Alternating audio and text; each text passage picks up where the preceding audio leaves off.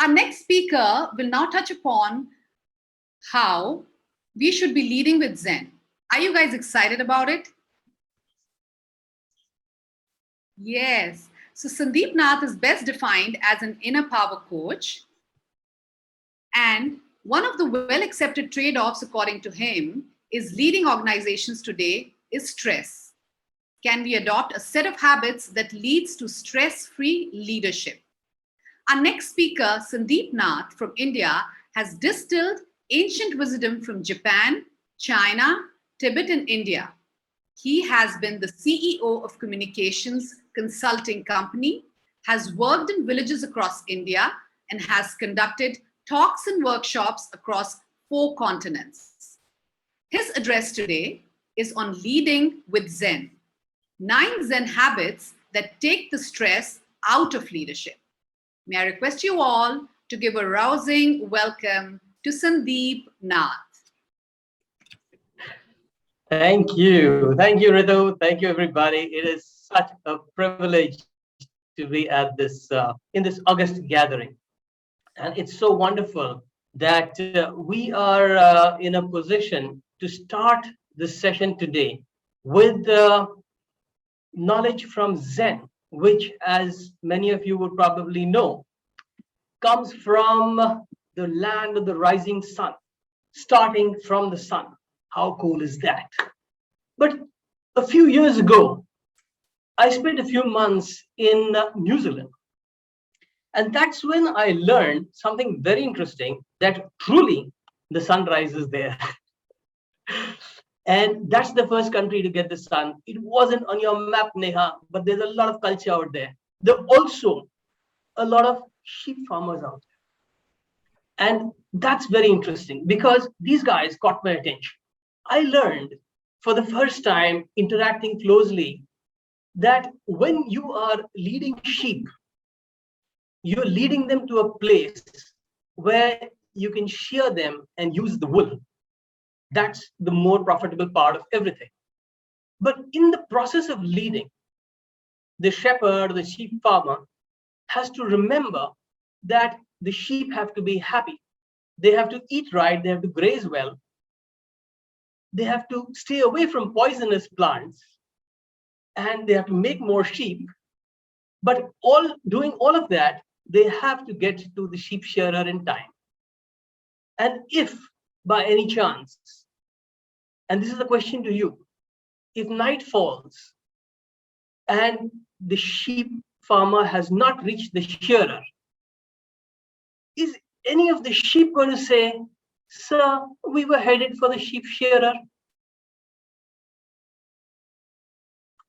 I guess not.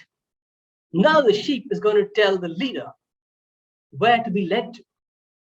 And that is why there is a critical importance for the leader to be leading with Zen. Zen is about mindfulness. It's about being in a certain set of habits, you could say, a certain way of life, completely non-religious, completely non-sectarian, but a way that evolved from India in the Vedic times. I think this is as ancient history gets. It was called Dhyan. Dhyan, concentration, single-pointed awareness. Interestingly, the concepts of Dhyan went across to China and merged with very interesting concepts there of Tao, the way. And the confluence of this, which was called Chan, began to be called Zen in Japan, and Sion in, can you guess? Sion and Seoul are similar, Korea, and Tien in Vietnam. So all of what we understand of leadership has to do with what we understand of ourselves, of where we are taking the flock. And Dhyan, Zen are ways of going within ourselves, connecting with ourselves, and taking the flock forward. So today I'm going to give you 9 habits. Kaushik was saying that if you can go back with 7, that would be great. Well, let's see how many of these you go back with. To start with, I will give you 8.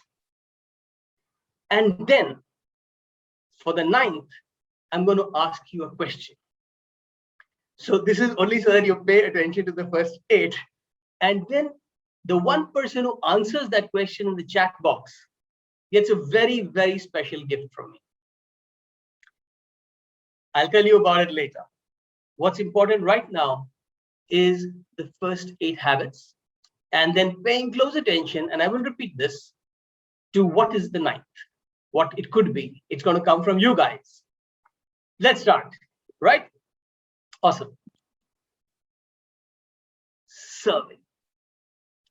I think the Indian Leadership Academy, by just the way that they work, are an example of this kind of service, which is the highest level of purpose. You see, the Buddha, when he spoke about enlightenment, which is probably the highest purpose that we can have. And he said that the way to enlightenment in what's called the Mahayana texts, which are, Maha means great, so the greater text, the greater vehicle, is to be of service to all sentient beings. It's not just about being of service to the guy who picks up the phone, like the call center operator is always. It's not just about being of service to your inner circle or to all the rest of humanity, to all sentient beings. Now you might say this is a bit much. I've got a company to run. Well, run the company, keeping in mind that you have relationships in that company, within the company, with the people working with you, with your associates, vendors, clients, consultants, investors, and that entire ecosystem to begin with, and how you could be smiling to each one of them. The attributes of the smile, again, Kaushik had started with that. You can never, ever harbor a low energy emotion with a smile. Think about it. I'll repeat that. You can never harbor a low energy emotion and a smile at the same time. You can't be angry. You can't be fearful. You can't be sad. You can't be, you name it. The smile takes your energies higher. And serving gives you that sense of contribution, that sense of purpose that fills your heart up and fills your inner senses, your inner power develops, because you get that feedback of being worthy to be of service to others. Zen monks, of course, serve. They are on that mission which the Buddha started of helping everybody get enlightened. And they do various things along the way. And I'm going to talk to you about those things. One of those that I chose to start with is very interesting. I call it tasking. Because it's just to contrast it with the habit that many of us have of multitasking. A Zen monk will not multitask. A Zen monk will task. And I would invite you to do exactly that. There is wisdom in short, pithy sentences like, when walking, walk. That's it. The sentence is over. When eating, eat. When washing, wash. Mind you, it's not even when washing, clean. Because you might think, okay, I've got this whole process and automation system, and this is the output, and that's what I'm doing. I'm cleaning. If you are to look at the act of washing, the suds, the water, the shine, the surface, how that plate feels, there is no way in hell that you're going to come out of washing without having cleaned it. Cleaning is a byproduct. Everything that we work so hard to do is a byproduct. If we just focus on what it is we are doing, we are washing, wash. And while this is about the quantity of things that we might do, you're just doing this and then that, Zen addresses the quality of things that you do. And that is what you do deliberately. Deliberately, meaning that when you are washing, you will be focused on doing the best of that. And if there is a constraint because the head monk has asked for the prayer room to be set up because the villagers are going to come to it in the next half an hour, and you still have dishes left, what you would do is bring to closure very deliberately the act of washing.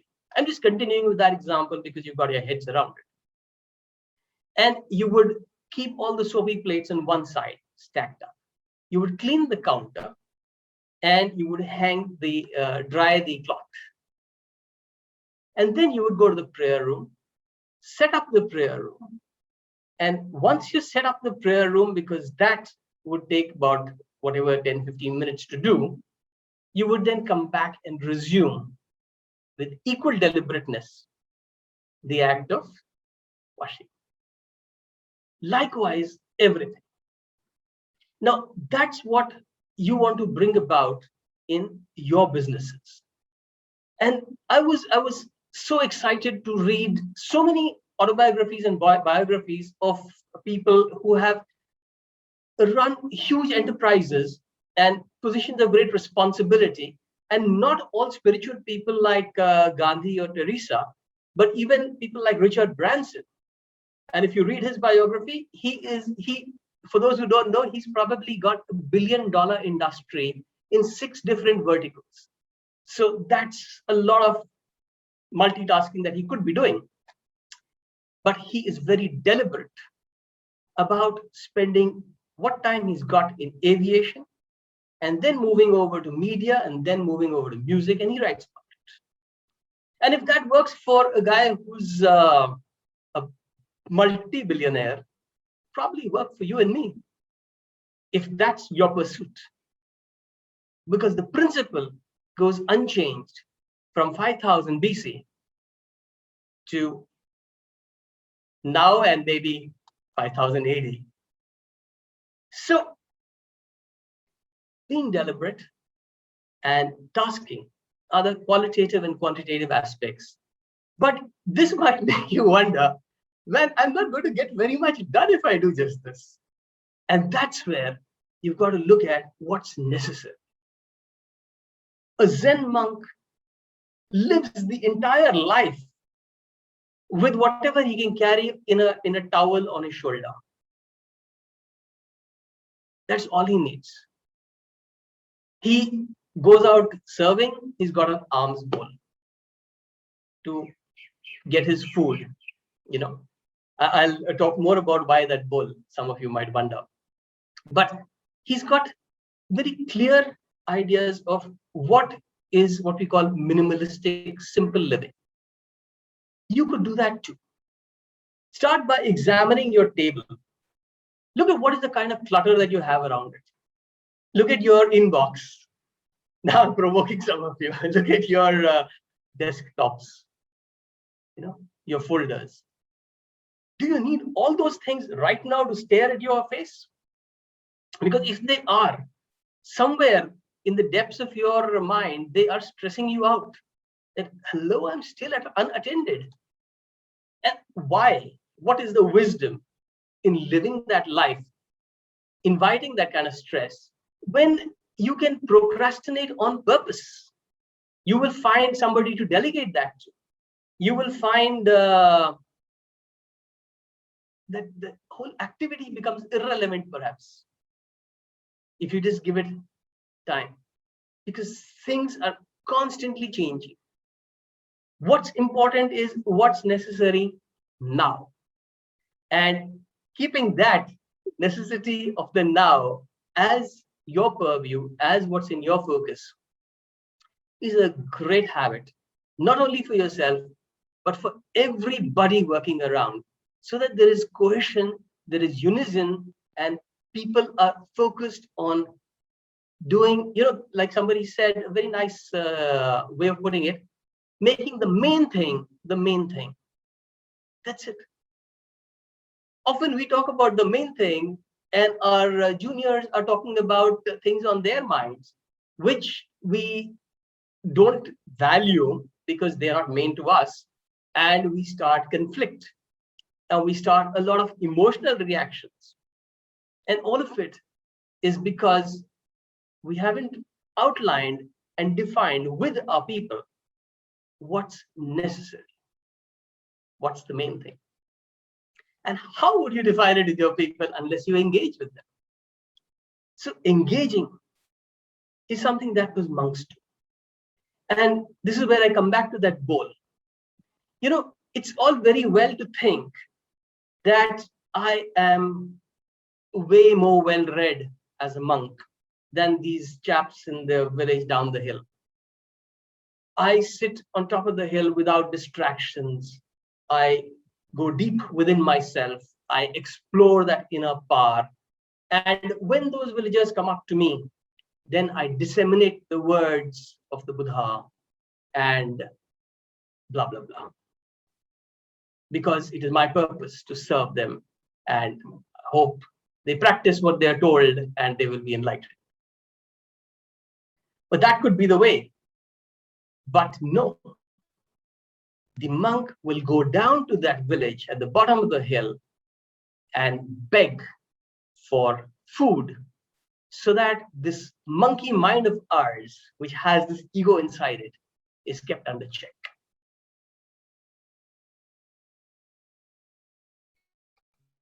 And he will be grateful to those very villagers, because they fed him, they sustained him, and what he delivers to his organization, if I may, will be with a completely different energy.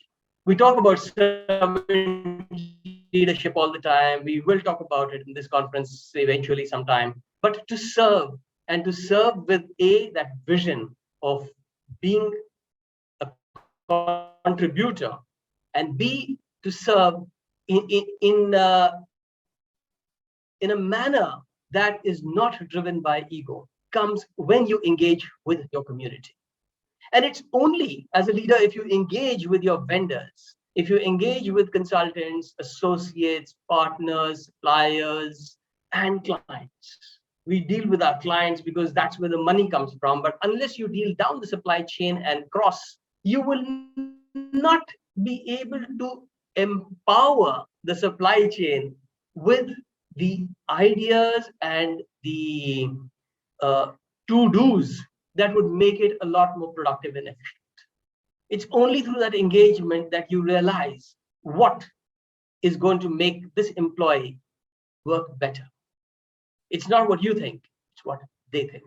And you will know that only when you engage. So now that said, suddenly it doesn't seem like a few things to do. It seems like, oh boy, this is a lot of things to do. How do I do all that? That's where sequencing is a big secret. Making sequences is something that helps us form little rituals around things. So it's not that the monk doesn't do anything, all right? He has his bath, he has his meditation in the morning, he goes down, begs for alms, and then he probably reads a lot, and then more meditative sessions, cleaning up around the place, and maybe then the villagers come up, and all of that. There are ways in which he would manage all this. And that's what helps him form habits. Sequences are about forming habits. So there's a way that you do things, and it's a way that's worked for you. It's probably worked well. And sorry, I just took a break because I'm hoping that the voice is clear. I hope it's clear now. It's clear now, Sandeep. Awesome. Yes, thank you. I just got between there was a problem. It's clear now. So the sequences help us form habits. Let me give you an example. My wife, she teaches Spanish. And there was a time when the lockdown started that she started having her students take up slots in the morning because everybody was working from home and all that stuff. And the morning was the time when she would water the plants. Now she said, Sandeep, can you water the plants? I mean, you're jobless anyway, right? I have really nothing to do. And I said, sure. But that was not my habit. And I forgot. And then I put this, and this is what I recommend to you. Pad whatever new thing you want to do, like if there's a new engagement or if there's a new decluttering of your closet, let's say, and decluttering of your table one day, and all those things that we just talked about, put that alongside something that you already do. So I already washed the dishes. So I said, fine. Between having breakfast and washing the breakfast plates, I will go water the plants. That's sequencing. And that made that kitchen sink a trigger for me. Hey, the balcony. Now, it's a different matter that on some days I decided to wash the breakfast and lunch dishes together, and those days the plants didn't get watered and I got whacked. But that's a story for another day. That's how you make habits. That's how you create habits. And while on this subject, I like to share with you that it was a little unfair of me at the beginning to say that one person is going to get this very, very special prize from me after the first 8 habits. For those of you who joined in late, yes, that's what's going to happen. I'm going to talk about 8 habits, and then one person is going to get a very, very special gift. But I think all of you, each and every one of you, has a very, very special gift. Another one, which is going to help you create new habits. It's a book I wrote, and it's a book called Renewal. And I'll tell you later how you get it, but it's about 30 habits that will renew this world. We are in a deep crisis, deeper and more visible now than it was in 2019. We were denying a lot of it earlier.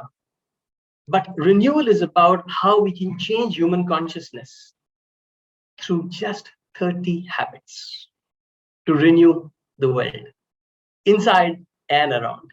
So that book's coming your way. Hang in here while we come to the next one, which is about timings. Timings is what stresses us the most, and which, if you go into ancient Oriental wisdom, should stress us the least. And I think that's what Kaushik started with when he said that there was no stress in ancient times. And being the stress, I'm on a crusade against stress. So it's a small thing to say I'm a stress coach. I would invite anybody who feels any kind of stress to interact. Not now, later. I would say that because of all these deadlines, that's the reason why we multitask in the first place, so that we can, keep a straight face and say, yes, that's happening. Yes, I'm working on that. And so you're working on all the 6 things and nothing is getting done. I mean, we can do another workshop on this subject for your leadership and management team, because it is a big subject. And unless people experience it themselves, they're not going to change their ways and get their productivity to increase. But like I was telling you about Branson, he's got timings for stuff. And likewise, the monks, I was telling you about their sequence of the day. Well, we're talking about micro sequences, but the major sequence is timings based. And when you have timings for everything, you will get a lot more done. And that's so, that cannot be overemphasized. But then there's one very important thing for all this to work right. And that is, you've got to not rush through life. Slow down. You will notice that unless there are these pauses in music, between the instruments. One dips down and the other goes up. Unless that was happening, it would be a clear cacophony. Right? Likewise, like this conclave is so beautifully planned with pauses. You're going to have a 20-minute break after I speak, and a very exciting break, which is going to probably take you to other parts of the world. I don't know what's going to happen.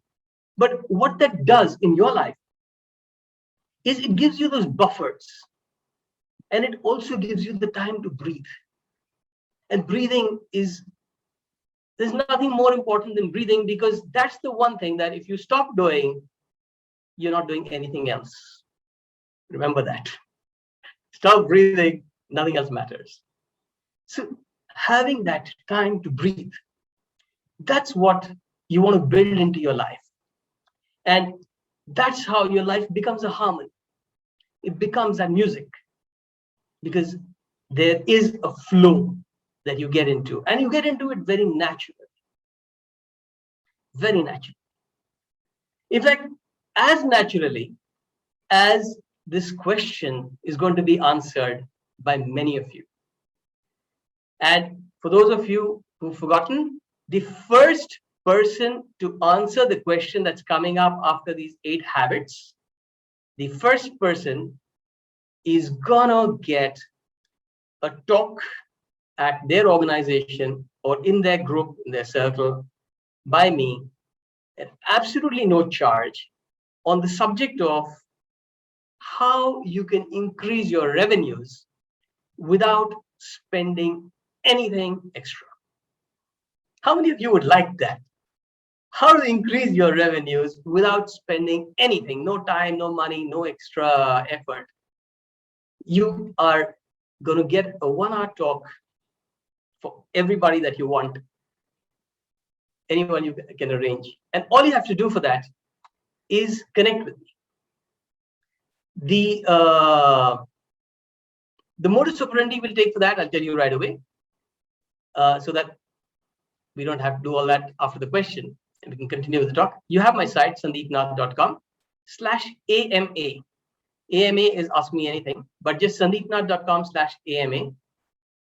It'll take you to a Calendly page where you have my calendar. Book a slot. We'll have a conversation and set up the time.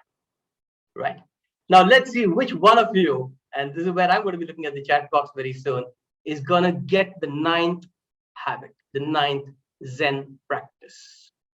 A very important practice, a part of what builds them up, a part of their inner power. And how it comes to you is from the first alphabets of whatever you see here. And that is an anagram. Anybody cracking this anagram to tell me what the Zen monk is always? Come on, student there, Melissa. I hope that was Melissa. Ritu just checked if I got the right one. Congratulations. That is absolutely correct.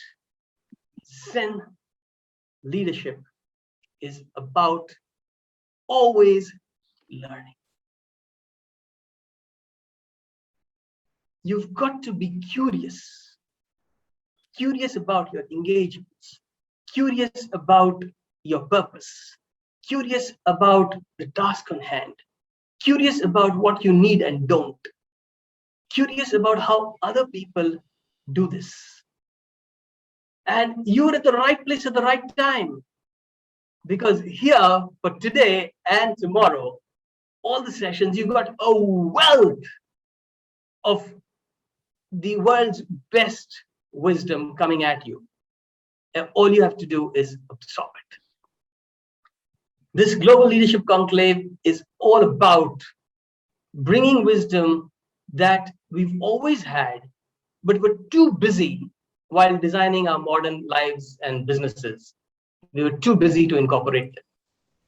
And we're too busy to also remember that probably it's time to renew some of that. And that's where my book, Renewal, comes in.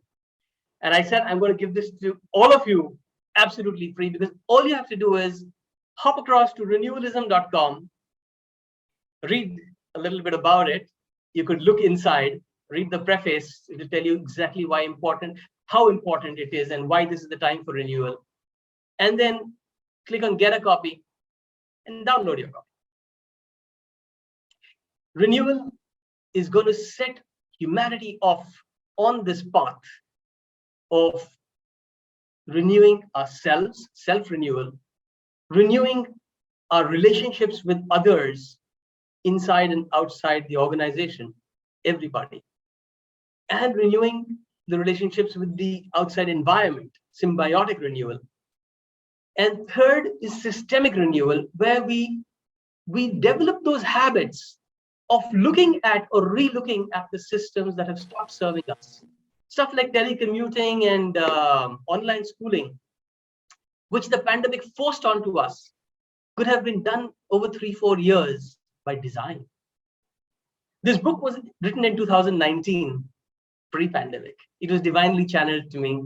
And when the pandemic started, I ran the Renewalism show. You have it on YouTube, where in one of the episodes I reviewed that almost 21 of the 30 habits we have been nudged into them in one way or the other. Mindfulness, for example, we're mindful of our masks. We're mindful of personal hygiene.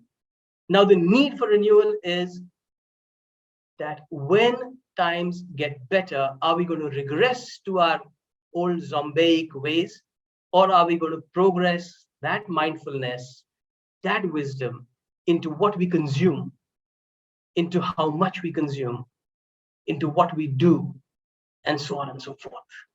Because we've been nudged into those habits, but we can regress very, very quickly.